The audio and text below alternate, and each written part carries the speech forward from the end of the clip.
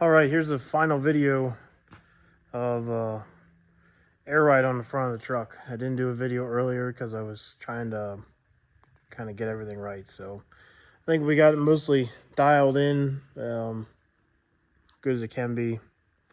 So truck sits a little bit higher than the average air ride truck. This is aired up, bags down the back. Truck has tall rear suspension. So we left the front a little taller than the average truck. So it doesn't hurt driveline angles. And, it's still a little bit lower than what it was before from factory at the front at ride height. So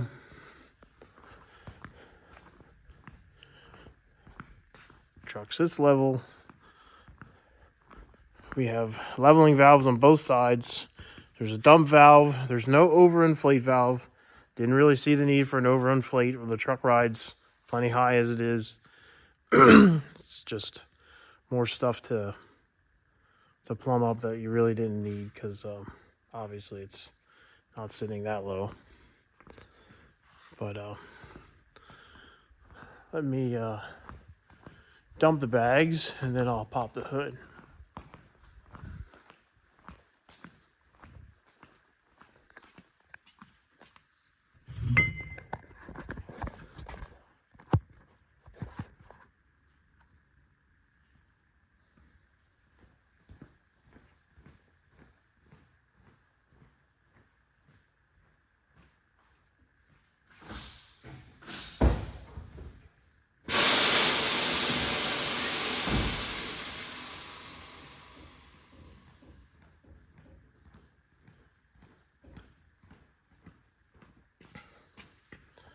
So that is dumped. That is a standard axle. It's not a car hauler axle. It's a standard axle. 3.5-inch drop with a 2-inch block between the leaf and the axle. So where's my tape measure?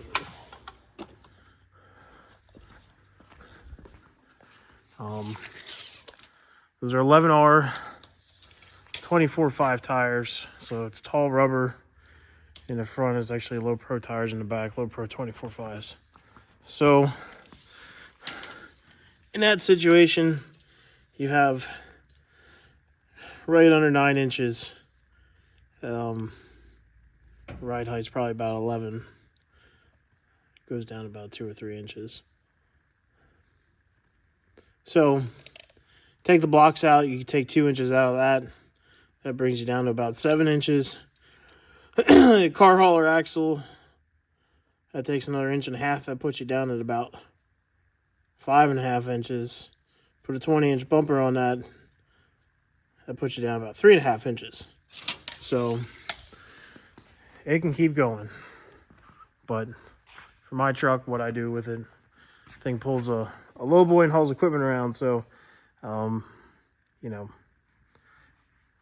between that and in and out of farms and everything else, it's just not feasible to be riding too far to the ground. So let's pop the hood.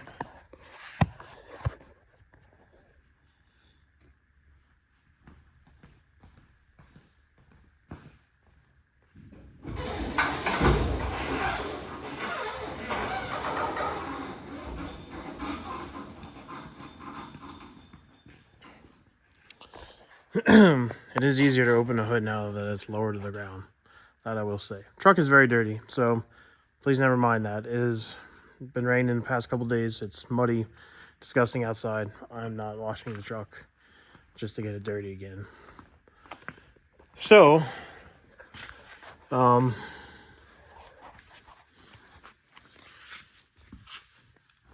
Kenworth airbag, 12,000-pound wide track axle.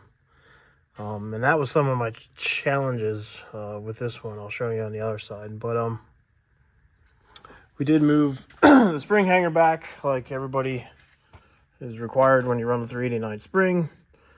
You have to change your bushings in your spring because they're different on a 389 compared to 379. So you got to press in 379 bushings, and then you also have to get a bushing for the bushing, if that makes sense, because they're different sizes. Leveling valve, I had some room here. I know this may not be ideal in some people's opinion, but it seemed like a good spot to stick it. It gets kind of busy right down here. So I stuck it there. I could always move it. No, I did not run any fancy wires or hoses into my frame. The less holes I can drill in my frame, the better, as far as I am concerned. Plus, it's a work truck. We're not out to win any shows. So, over to the other side.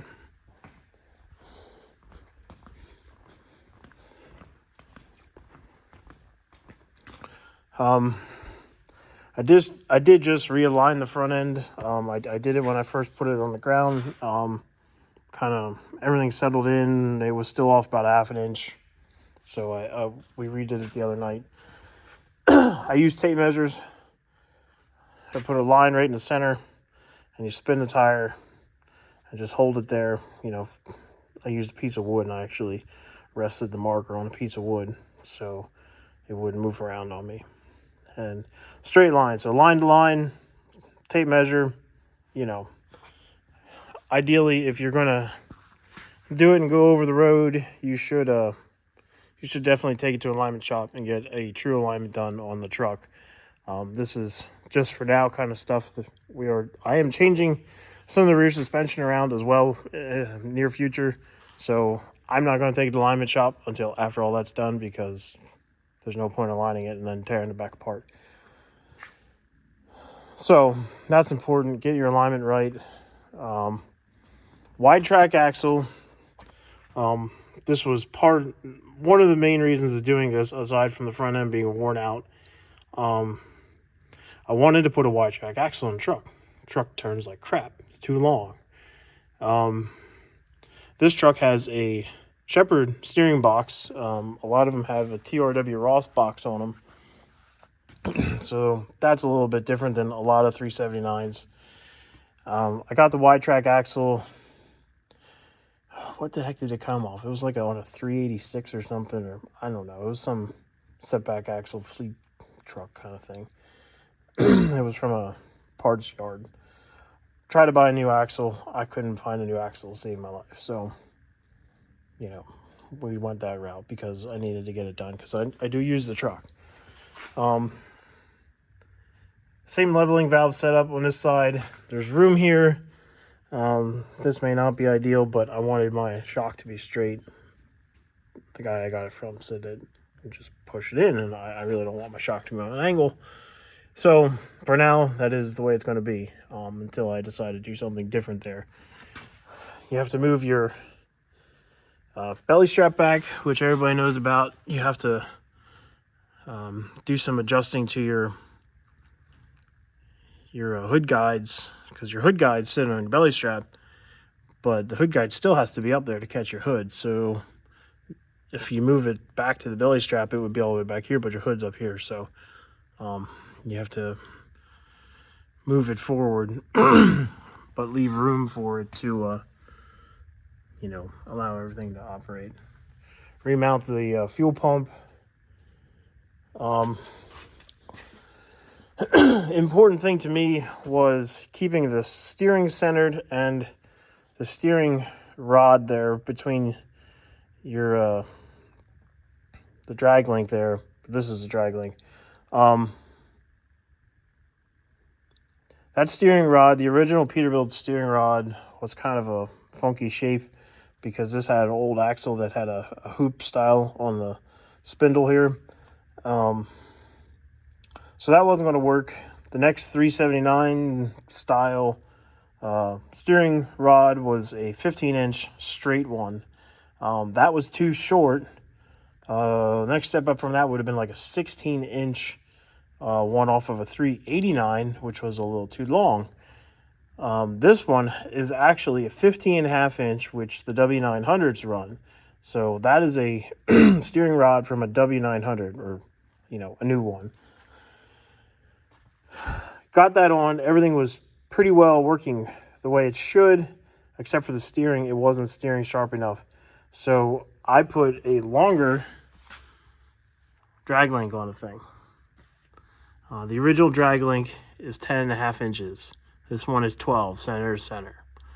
As I mentioned earlier, this one's a Shepherd box. The Shepherd uses this lock ring that screws on here, and then you have to pull the tab down, keep it from pulling off.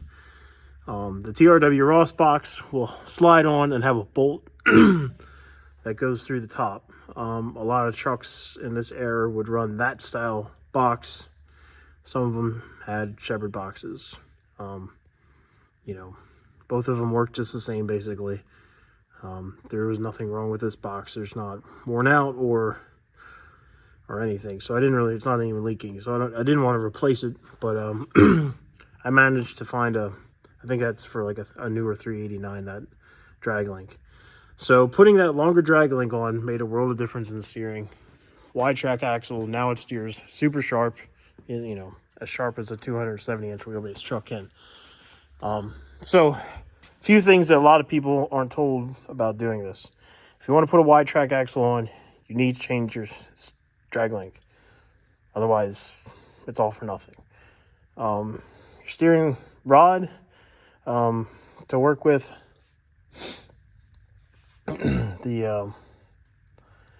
when you put the 389 spring, the 389 spring is actually moves your axle back a scotch farther than the 379 spring. Now, as this airs up, because that spring is pretty straight, it actually moves your axle forward slightly as the air builds up in the bags.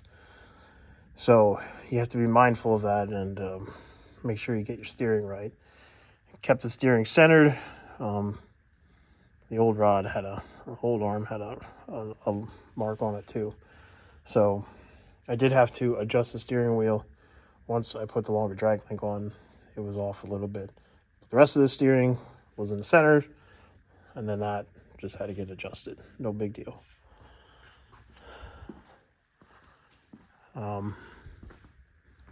So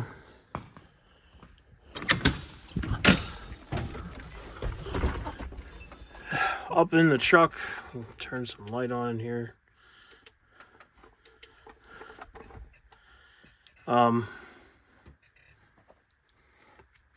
So I just put the dump valve. It's all mechanical. It's all air valves. There's no solenoids or anything to go bad. So when you dump it, you dump it. Turn the key off. It doesn't matter if the key's on or off. So I put my dump valve here. There was a switch here for something, mirror heat or something that never got used. So I pulled that switch out and I put an air switch right here underneath. This is my regular rear axle dump valve, and then this is now my front axle dump valve. So now it's moving upward.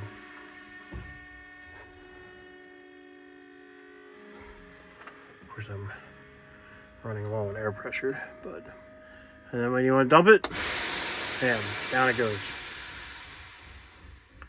No electric solenoids or anything like that. It's just all air valves. So you don't have to worry about it accidentally filling itself up or draining your battery or anything like that. So pretty simple.